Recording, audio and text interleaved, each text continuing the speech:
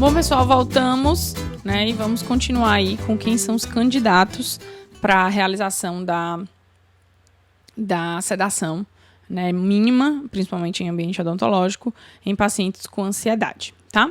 Então, vamos lá. O que um paciente precisa apresentar, o que ele precisa ter para eu poder pensar que eu preciso realizar a sedação, né, nesse paciente, o controle da ansiedade nesse paciente?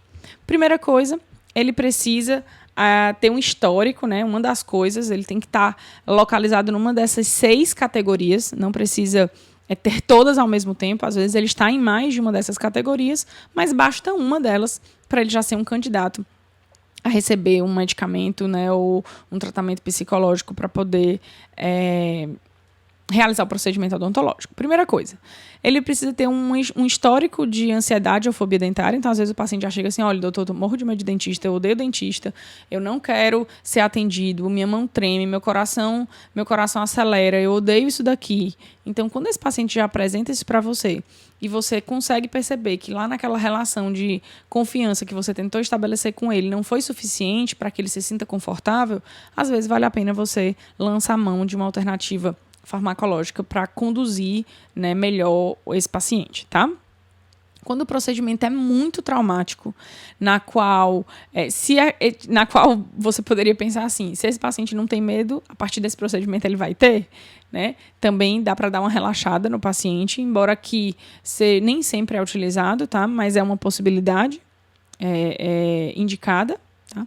Qualquer doença que possa se agravar com o estresse, tá? Qualquer doença que possa agravar com estresse. E aí eu queria que vocês pensassem, que doenças são essas que podem se agravar com estresse? Tem um monte, né?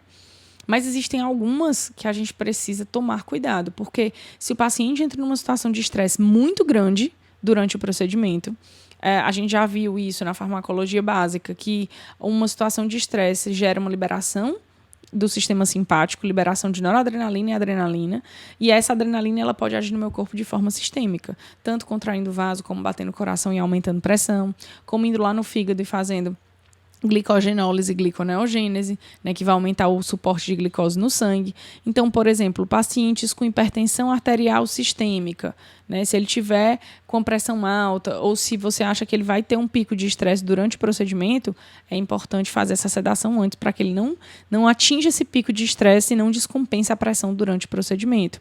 Outra coisa, por exemplo, é paciente diabético, né? Se ele tiver um pico de estresse, a quantidade de adrenalina que ele vai liberar pode gerar uma descompensação da glicemia desse paciente. Então, diabetes, hipertensão, vocês podem pensar em outras, mas essas duas são talvez as mais frequentes e uma das que, né, duas que a gente tem bastante contato no consultório.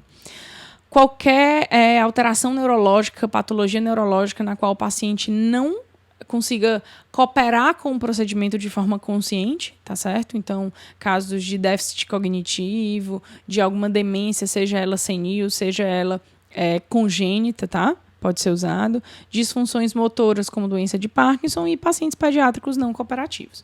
Claro que quando a gente pensa em paciente pediátrico, a gente evita ao máximo usar medicamento para controlar o paciente, tá? Então, às vezes, a contenção física da própria mãe é melhor, né? A contenção mecânica tende a ser, às vezes, uma melhor contenção do que a farmacológica, mas, às vezes, tem que entrar com a contenção farmacológica também, tá certo? Só que aí uma pergunta que vocês podiam me fazer, professora, basta o paciente estar numa dessas 6 categorias aqui, pronto, eu já vou lá e vou dar o medicamento para o paciente? Não, tá? Eu preciso avaliar, além dele ser um candidato, como é que está o estado de saúde desse paciente, tá? Porque são medicamentos que eles podem gerar uma depressão cardiorrespiratória, né, desde muito pequena até mais intensa.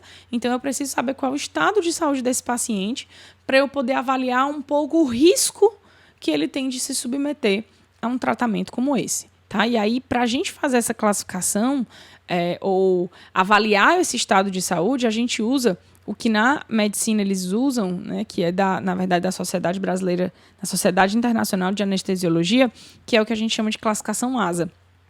Essa classificação ASA, ou vocês vão ouvir muito o termo paciente ASA 1, paciente ASA 2. Né? Essa classificação ASA é uma classificação de estado de saúde, né, de estado físico e de estado de saúde. Se ele é um paciente saudável, se ele tem comorbidade, se essa comorbidade ela tem algum impacto patológico e fisiológico do ponto de vista de função de um determinado sistema. Então, essa classificação ela possui 7 classes, onde ela vai desde do paciente ASA 1, que é aquele paciente saudável, que você não precisa nem pensar, pode fazer a sedação nesse paciente, até o paciente que tem doença sistêmica, como os diabetes, hipertensão, mas elas estão controladas, faltou um Rzinho aqui, então elas estão controladas. O paciente não tem, por exemplo, ele é um paciente diabético hipertenso, mas o rim dele funciona bem, o coração dele funciona bem, o vaso dele funciona bem, tudo está funcionando bem. Ele tem uma patologia, mas os órgãos que são afetados pelaquela patologia, eles ainda têm sua capacidade máxima de funcionamento, tá certo? É diferente, por exemplo, de eu pegar um paciente diabético com insuficiência renal. Aí ele já não é mais ASA 2. Ele é ASA 3, porque ele é um paciente com doença sistêmica e limitação funcional. Tá? Essa limitação funcional significa que algum órgão desse paciente não está conseguindo funcionar na sua totalidade. E isso pode alterar o perfil, né, de efeito do medicamento. Por exemplo, o fato de uma pessoa ser fumante significa que ela tem limitação no pulmão? Não. Mas se ela for um fumante que tem enfisema pulmonar, sim. Tá? Então, a diferença do paciente ASA 2 para o paciente ASA 3 eles têm, na verdade, as mesmas doenças, porém, as limitações funcionais nos órgãos e sistemas desse paciente, ela acontece no ASA 3, mas não acontece no ASA 2, tá? O paciente ASA 4 já é um paciente que está com risco de vida, o paciente ASA 5 com risco de morte em 24 horas e o paciente ASA 6, gente, eu disse 7 classificações, desculpa, são 6, tá? Ele já está com morte cerebral, tá? Então, quando a gente pensa assim de forma bem prática, o consultório odontológico, ele fica nesses três pacientes aqui. O ASA 1, ASA 2, ASA 3, né? E quando a gente pensa na realização da sedação nesses pacientes, o que a gente tem? A gente tem que o paciente ASA 1 e ASA 2, que é o saudável ou o doente que não tem limitação funcional nos seus órgãos, eu posso fazer a sedação mínima nesse paciente. Então, eu estava avaliando esse paciente, ele é, por exemplo, um paciente que tem... ele tem fobia, tá? Então, ele já disse que tem fobia e que ele não consegue fazer nada daquela forma. Então, ele tem fobia, ele é um candidato, tá certo. Mas ele é o quê? Ele é um candidato, ele é saudável? Ele é fobia, mas ele é totalmente saudável? Ótimo, eu faço. Ele é um paciente que tem fobia e é diabético, mas a diabetes dele é controlada, ele tem diabetes há pouco tempo, a função renal dele está boa, faço. Agora, se ele for um paciente, por exemplo, diabético com insuficiência renal, faz diálise, por exemplo, eu já tenho que pensar. E eu já tenho que pensar não só se dá para eu fazer o procedimento sem, né, e que se for realmente necessário realizar o procedimento com a sedação, né, com o manejo da ansiedade nesse paciente, a gente precisa conversar com o médico dele. Então, o ideal é pedir um parecer, né, para o clínico que atua, que trata desse paciente, dizendo que esse paciente tem fobia, que você vai utilizar tal medicamento para poder controlar essa fobia dele e que se existe algum problema em relação à doença e à limitação funcional dele que ele tem.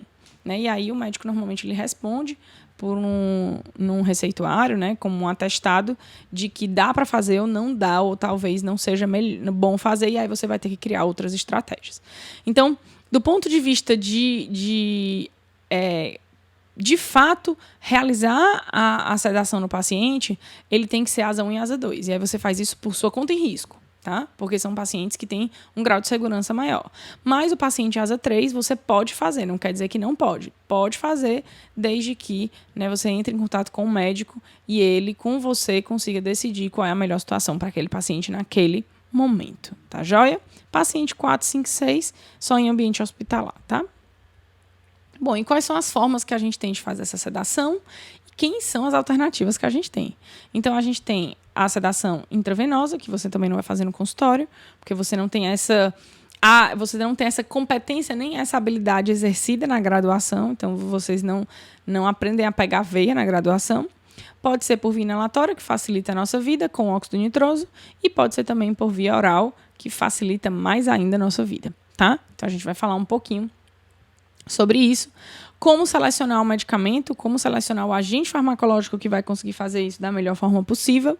Eu tenho que pensar em algumas coisas. Eu tenho que pensar na margem de segurança, se é um medicamento muito ou pouco seguro, qual é a característica farmacocinética dele, se ele é excretado pelo rim, se ele é metabolizado pelo fígado e como é que está a situação do paciente em relação a esse perfil farmacocinético, né? Como é que está o rim dele, como é que está o fígado dele, como é que estão as proteínas plasmáticas que carregam o medicamento. Então, o paciente tem mais ou menos risco de sofrer toxicidade por esse medicamento, é uma coisa que tem que ser levada em consideração.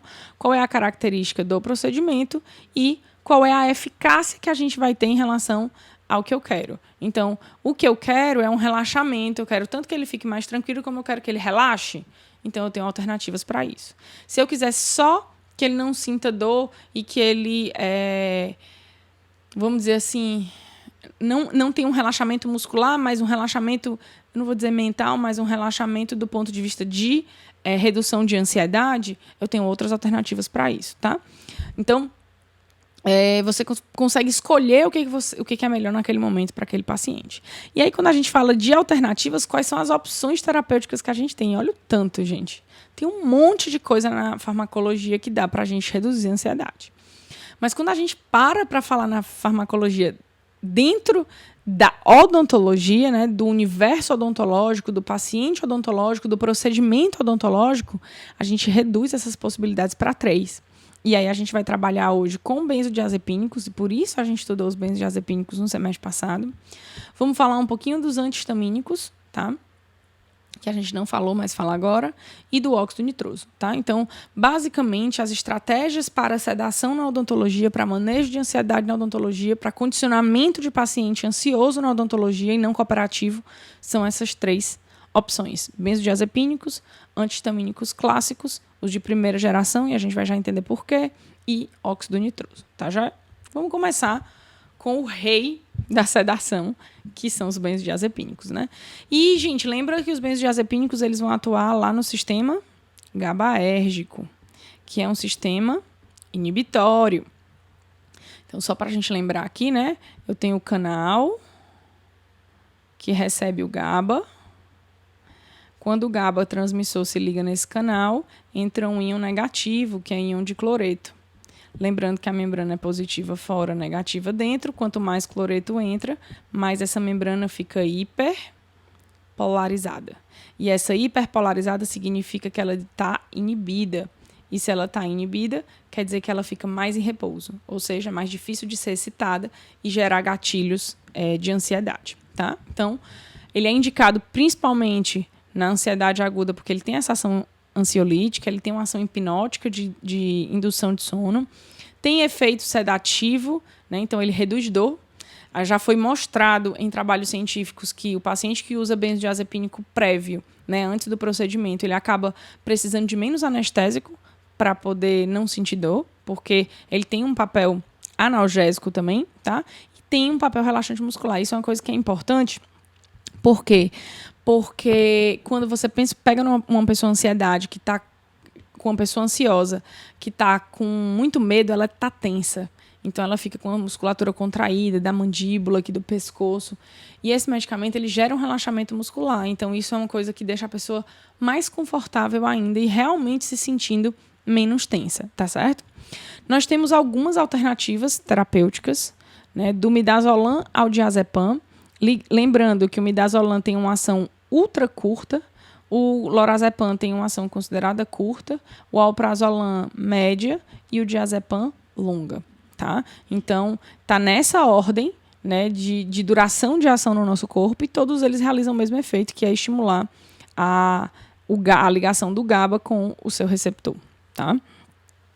Durante muito tempo, o protocolo na clínica escola, quando vocês forem lá para a clínica escola e tiver que de fato usar isso aqui num paciente, foi o diazepam, tá? Durante muito tempo foi, e durante muito tempo na odontologia foi. Isso tem mudado nos últimos anos.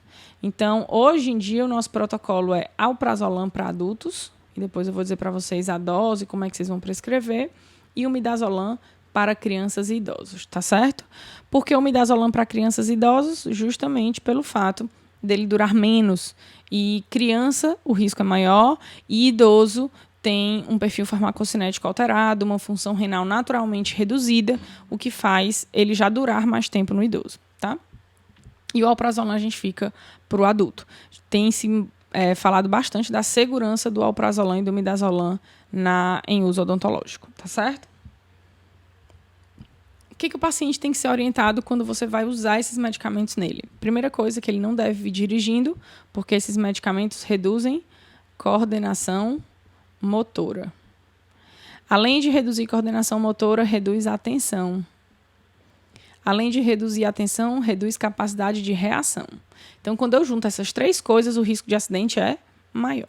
Outra coisa, não usar álcool no dia do procedimento, porque o álcool potencializa o efeito do benzodiazepínico, tá? Ele atua lá no mesmo receptor, aumentando a entrada do GABA e hiperpolarizando mais ainda a membrana, tá? Então, ele potencializa o efeito do benzodiazepínico e não deve ser utilizado junto. Pacientes que trabalham em ambientes que haja algum risco de acidente de trabalho e que, para não ter esse risco de acidente de trabalho, ele precisa de atenção, ele não pode trabalhar no dia que ele fizer uso de benzodiazepínico, certo? Ele não pode trabalhar durante o tempo de efeito desse medicamento, porque ele corre o risco de ter um acidente de trabalho. E aí, nesse dia, se você precisou fazer uso de benzodiazepínico nesse paciente, ele fica de atestado e só retorna ao trabalho no dia seguinte, tá certo? Gente, se a gente pensar qual é o medicamento que mais se usa na sedação, na odontologia, são os benzodiazepínicos, tá? Mesmo sendo considerado mais seguro que a gente tem, mesmo ele sendo tarja preta, e aí a gente comentou que o fato dele ser tarja preta é porque ele causa dependência, mas com esse tipo de uso a gente acaba não tendo esse problema, porque é um uso único, é um uso pontual, e a dependência ela só acontece quando o uso é crônico, tá certo? Então, a gente acaba não tendo esse problema com a dependência.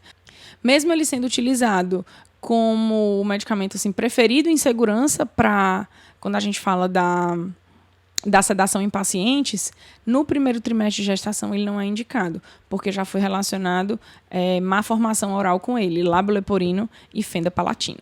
Outra coisa que é importante, né, voltando aí ou não mulheres grávidas, mas que acabaram de ter bebê, os benzodiazepínicos, por atuarem no sistema nervoso central, eles têm uma característica de grande lipossolubilidade. E isso faz com que eles sejam excretados no leite materno, então eles podem chegar no bebê. Se for necessário o uso em lactantes, né, em mulheres que ainda amamentam, o ideal é que durante aquele dia ela não amamente. Então, se você vai fazer um procedimento eletivo, que você prescreveu um benzodiazepínico para uma mulher que está amamentando, pede para ela tirar leite antes e naquele dia ela evitar o uso do benzodiazepínico, porque pode deixar a criança mais letárgica, inclusive interferindo na capacidade de sucção dela e de amamentação dela, tá bom? Mesmo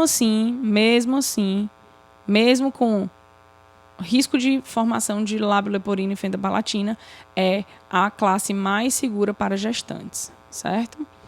Então, o ideal é evitar no primeiro trimestre e como o problema é na formação, né? Depois que o primeiro trimestre passa, que é o processo de formação, já fica mais seguro utilizar. Mas, obviamente, o ideal é não fazer uso de medicamentos em grávidas, tá certo? Idoso, como eu falei com vocês, tem que ser feito com cautela por causa da redução da coordenação motora. Tem estudos que mostram que o idoso tem de 3 a 10 vezes mais chance de cair sob o uso de benzodiazepínicos. Então, é um medicamento que para o idoso a gente tem que ter muito cuidado. Naturalmente, o idoso tem menor função renal, ele acaba ficando sob o efeito do medicamento por mais tempo e por isso a gente utiliza os medicamentos que duram menos tempo no nosso corpo, tá certo? Que é o midazolam. O midazolam também é usado para criança porque o sistema fisiológico não está totalmente desenvolvido e eu não quero deixar aquela criança sob o efeito do medicamento por muito tempo. E um outro motivo de escolha, né, que na odontologia, na verdade, nem é tão relevante, é no caso de uma intoxicação, a gente tem um antídoto. E aí a gente já discutiu esse antídoto no semestre passado, que é o flumazenil, que ele é um antagonista de benzodiazepínico e impede que o paciente entre em intoxicação ou diminua essa intoxicação. Mas por que eu estou dizendo que isso não é uma vantagem quando a gente pensa no uso da odontologia? Porque, pessoal, quando se pensa no uso para diminuição de ansiedade odontológica, eu forneço para o paciente um comprimido. Então, como eu forneço para o paciente um comprimido, como é que ele vai se intoxicar se ele só tem um comprimido? Então, nesse contexto, o flumazenil, né, é considerado irrelevante. Tá? Como eu falei para vocês, os antihistamínicos também podem participar como alternativa para essa sedação. Tá? Quando a gente fala de antihistamínicos, existem 2 gerações de antihistamínico. A primeira geração, e quando a gente fala de antihistamínico, eu sei que veio na cabeça de vocês agora antialérgico, de fato. Os antihistamínicos são antialérgicos, tanto os de primeira geração como os de segunda geração. Os de primeira geração, como a gente pode ver aqui, prometazina e hidroxizina. Prometazina é o famoso Fenergan, que eu acredito que a maioria de vocês já ouviram falar. Esse de primeira geração, ele tem maior lipossolubilidade. E essa lipossolubilidade faz ele chegar no sistema nervoso central. E essa lipossolubilidade que chega no sistema nervoso central faz ele sentir sono. Os de segunda geração têm menos lipossolubilidade, penetram menos no sistema nervoso central e, consequentemente, não causam sono ou causam muito menos sono. Essa sedação leve que os antihistamínicos causam é, na verdade, por causa dessa sonolência que ele é capaz de gerar. Então, só os antihistamínicos de primeira geração são possíveis, né, de serem utilizados para causar sedação na odontologia. Tem um que a gente conhece muito, que é o dimenhidrinato. E aí vocês pensaram, eu lá conheço um negócio com o nome desse? Conhece. O nome comercial dele é Dramin. Então, naturalmente, a gente sabe que o Dramin dá sono, né? A gente fica, vamos dizer assim, mais tranquilo com ele. Tá? Então, o Dramin, como o dimenhidrinato, como a hidroxizina, como a prometazina, fazem parte da classe dos antihistamínicos de primeira geração e podem ser utilizados para redução da ansiedade. Normalmente, eles são utilizados quando os benzodiazepínicos não podem ser utilizados. Tá? Então, eles não são primeira escolha, eles são segunda escolha. Ou a outro local que a gente pode usar, outro local não, a outra situação que a gente pode usar os antihistamínicos. E aí, como primeira escolha, seria, por exemplo, nas crianças. Para eu evitar um medicamento tarja preta em criança, né? Para tentar condicionar essa criança, a gente podia tentar usar o Dramin ou a hidroxizina, para deixar ela mais sonolenta e mais cooperativa. Então, como primeira opção, pode ser criança.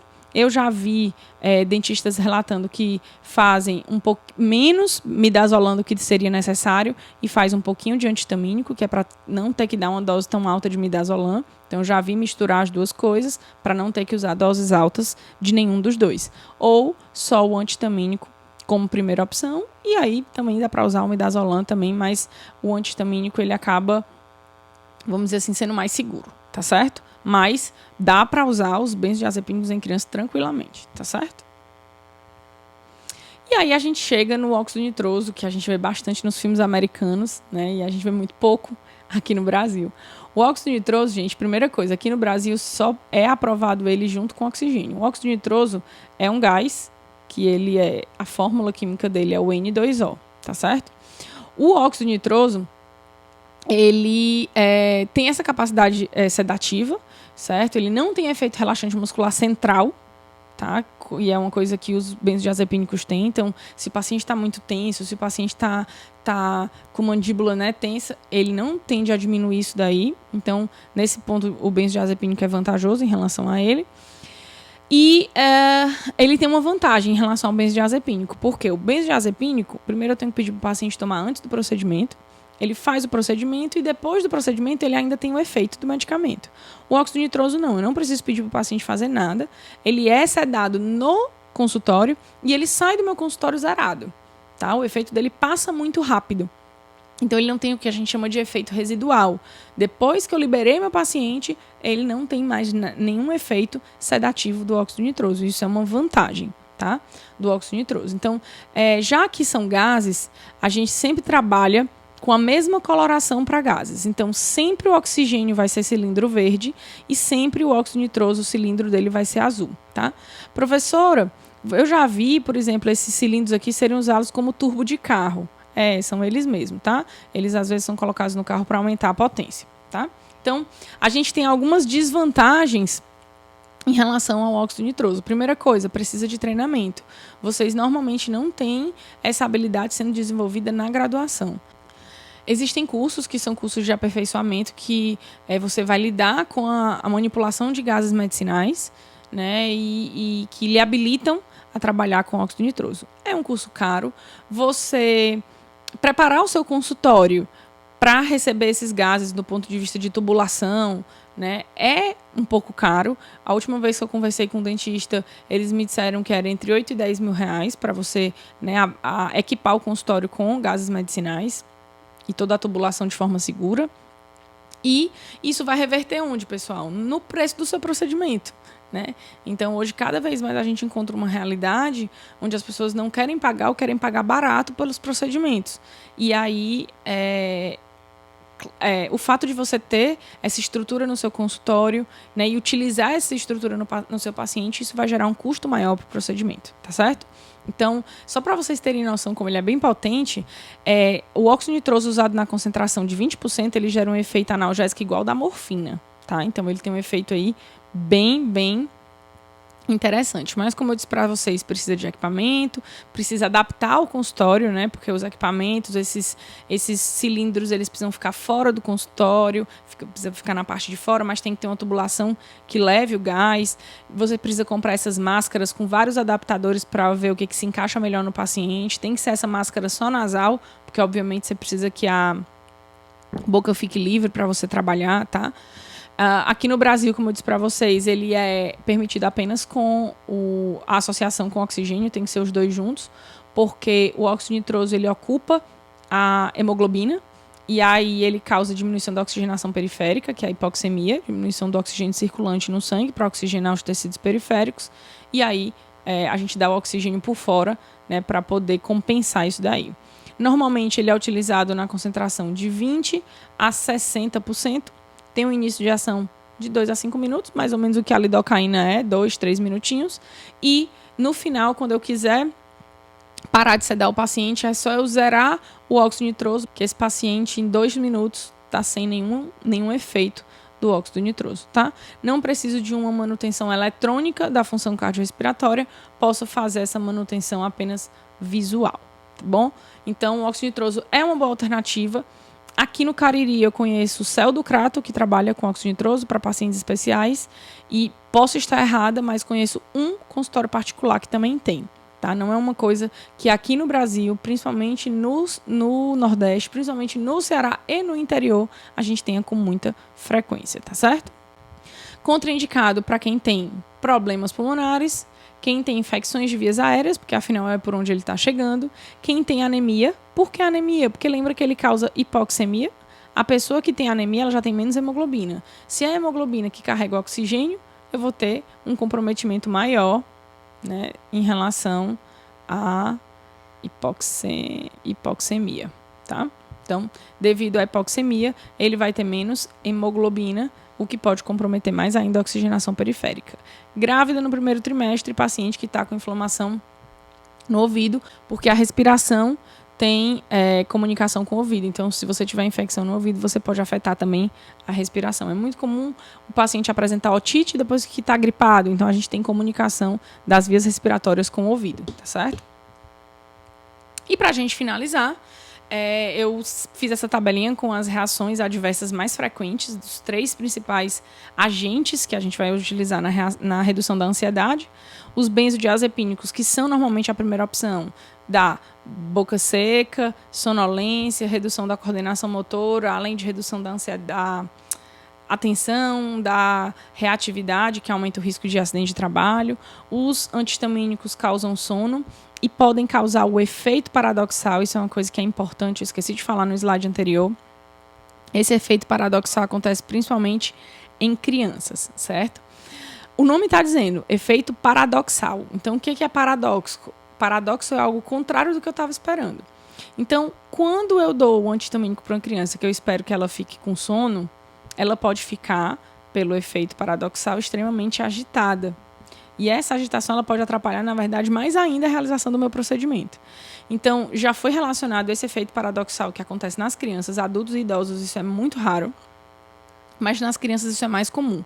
E quanto menor for a criança, mais comum é esse efeito paradoxal. Então, algumas pessoas nem tentam usar os antihistamínicos nas crianças por causa do risco de efeito paradoxal que ele tem. Então, corre o risco de você dar o antihistamínico para aquela criança ficar sonolência cooperativa e ela fica virada no giraia e correndo e gritando e lhe mordendo e não deixando o procedimento ser realizado. Pode ser que isso aconteça, não é uma regra, mas pode ser que isso aconteça. E em relação ao óxido nitroso, a gente tem normalmente sensação de náusea e vômito, dor de cabeça, disforia e euforia. Eu não sei se vocês já ouviram falar que o óxido nitroso é o gás hilariante. Então, ele dá essa sensação de euforia, você fica falante, você fica sorridente, né? Não fica rindo à toa, que não é uma bestada também não, mas ele dá essa euforia, você fica falando, você fica mais alegre, tá? E algumas pessoas relatam essa sensação de calor e flutuação. Uma aluna uma vez se submeteu a essa sedação e ela disse, professora, a gente sente as costas dormente. Eu acredito que essa sensação de flutuação aqui seja justamente porque você não consegue sentir o contato com a cadeira. Então, como você não sente o contato com a cadeira, a sensação é que você está flutuando, tá? Mas nada mais é do que uma sensação de dormência. Beleza, pessoal? Vamos para o protocolo da clínica. O protocolo da clínica é benzodiazepínico, porque a gente não tem estrutura de óxido nitroso e os antihistamínicos são utilizados como segunda opção. Então, o nosso protocolo da clínica é benzodiazepínico. Midazolam sendo utilizado para, principalmente, idosos e crianças. Minha letra não tá legal hoje.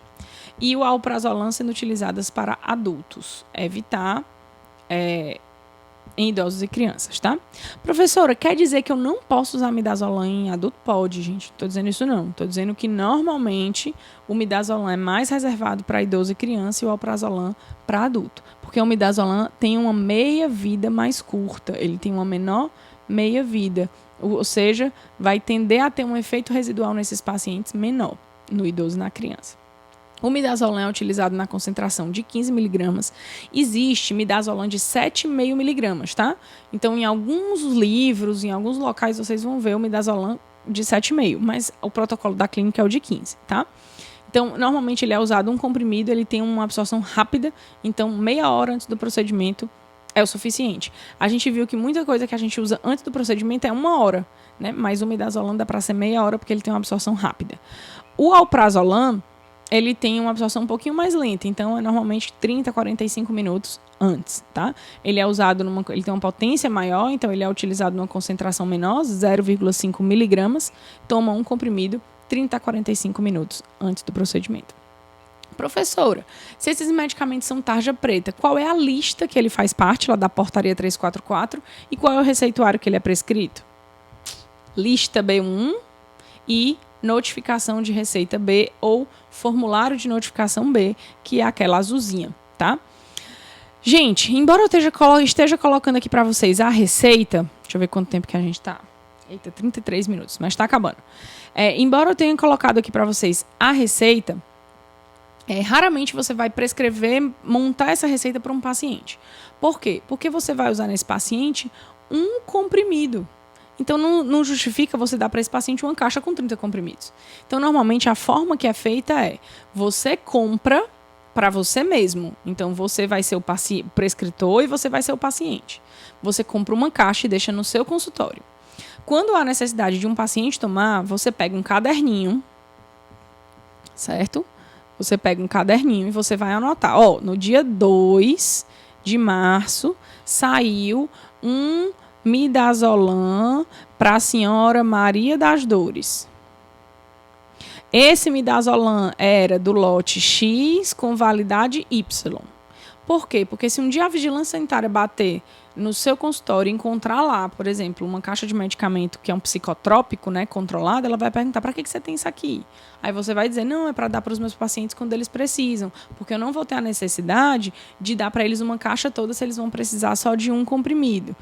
Mas aqui na sua cartela de 30 comprimidos já foram usados 4. Quem foi que usou? Aí você mostra assim, foi a dona Maria das Dores, o seu Zé da Rua, e vai lá dando todos os dados. E aí ela vai conferir que esses pacientes receberam dessa caixa que você estava lá aberta. Então, de um ponto de vista, né, de legislação e de regulamentação, é dessa forma que deve ser feito. Você compra para você mesmo, mantém no seu consultório e cada paciente que você der um ou mais de um comprimido, você precisa anotar A data, o paciente, o lote e a validade da caixa que você deu. Beleza, pessoal? Tranquilo? Bom, a nossa aula hoje deveria ser a nossa parcial, né? Mas como a gente está nessa questão virtual, a gente não está podendo fazer parcial ainda. Então, a nossa parcial ela vai retornar e a gente vai puxando os conteúdos teóricos e ela só vai acontecer quando a gente retornar de forma presencial, tá certo? Se Deus quiser, esse isolamento acaba a curva baixa da contaminação e a gente pode voltar a ter nossas aulas presenciais, que eu também estou com saudade de vocês. Beleza? Valeu, pessoal. Bons estudos. Dúvidas no fórum. No dia da aula, a gente se encontra no Zoom de forma presencial para tirar essas dúvidas. Vejam o material antes da nossa aula, que é para que a gente possa ter uma discussão bem rica no dia. Beleza? Valeu, pessoal. Até a próxima.